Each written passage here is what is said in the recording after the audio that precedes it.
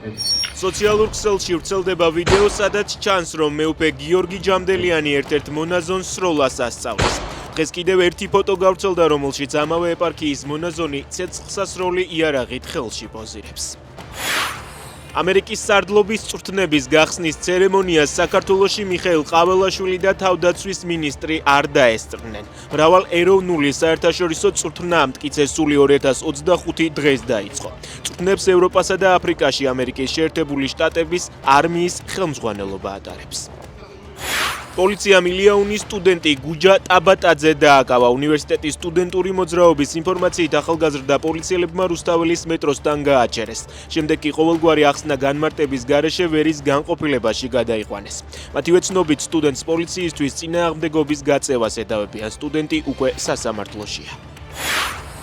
სურამში მომხდარი ავარიის შედეგად 2 ადამიანი დაშავდა. რამდენიმე საათის წინ მცირე ზომის სატვირთო მანქანა ავტობანზე ავტობუსს შეეჯახა.